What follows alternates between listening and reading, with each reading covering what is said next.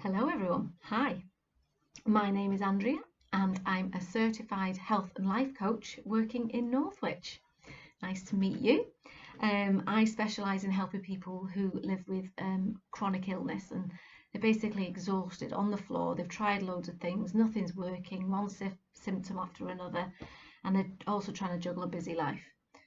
So I help them to make lifestyle changes to help improve their energy, their overall health, their vitality, and rediscover joy for life, like we should all have. For this little conversation, I'm going to talk about why diets don't work. And I'm going to give you some 10 top tips to help you find the perfect diet for you. Okay? I don't know how many of you are aware, but 95% of dieters end up putting the weight back on. Diets simply don't work, and it sort of backfires, diets do, because it just doesn't have, it messes with people's metabolism, the muscle mass, it messes with everything, never mind the psychological distress that is putting on the people who want to do the right thing for themselves. Okay, everyone deserves to feel healthy, have energy, enjoy optimal health, lose a few pounds, feel good in their clothes, feel confident in their skin. Everyone deserves that. So how do you do that without dieting? So by working with the clients, I've come up with these 10 top tips that sort of always enter the conversation when I'm working with clients. So number one, there are as many right diets as there are people. So one diet might work for me and it won't work for you because my physiology is different to yours. My biology is different to yours. So that's why there is as many right diets as there are people. What is healthy for one person isn't healthy for someone else. So the obvious thing would be nuts. We all know it's a healthy food, but we all know that it impacts some people in a negative way. Kale and broccoli, cauliflower, they're other things that affect some people negatively. Plant protein versus meat protein, that's another thing that affects people differently. So what's healthy for one isn't for another. Number 3, your body knows what is right for you beyond any diet book and any doctor. Trust your gut. Diets are not useful for absolute truth, but they are useful for points of reference. There's always a nugget in a diet book that's really useful, but take that nugget and then dismiss everything else. Okay? Your body is the dietary authority for every phase in your life. So you know exactly what you should eat in your 20s, in your 30s, 40s, 50s, 60s, 70s and beyond. And it changes, your diet changes as you change. So that's tip 5 and 6. So you're the diet authority for every phase of your life, and your diet changes according as you change.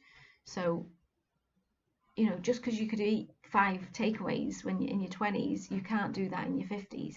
It has a totally different effect on your body. And the people who adapt to that have an easier time as they age. Okay, your body is the most powerful, least expensive and best dietary experimentation lab that there ever will be for you. Yeah, just treat your body like an experiment. Play with it, try different things, see what works, see how it feels. Tip 8, your relationship with food and the impact it has on your health is more important than what you actually eat. It's the relationship you have with food, which is sort of lost in a diet, is the relationship. And your relationship with food, again, is different to my relationship with food, and that's key. Your symptoms, cravings and behaviours are not the problem. they're simply the only solution you've had up to now. And number 10, nourishment is about so much more than food. So that might have been quite obvious, it might have been a nice reminder, or it might have got your cogs ticking a little bit, thinking, oh, right, oh, I didn't understand that. Well, that's fine, just give me a call, we'll go through it. For some people, it might feel quite scary to think that you actually have more control over your health and energy than a diet book or even a doctor. Okay? But when you open up the possibility that this might be the case, then it actually feels quite liberating. And you start to feel empowered instead of fearful. I get that some of this might be a totally new way that you haven't thought of before. Might not be. It might be your instinct to do these things, and that's fantastic.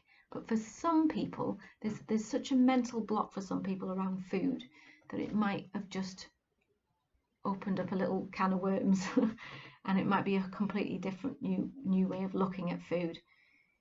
But now, when you get to look at food with a fresh pair of eyes, this puts you back in control, back in the driver's seat of your health, your life, your energy, your well-being. And that is empowering, whether you know it or not. It is empowering. Yeah? If you're tired of all these false promises, the latest fad, the constant roller coaster of energy, then just give me a call. I'm here to help. I want to support. I want to help. Let's have a conversation. All right? Thanks for listening. Take care. Stay well.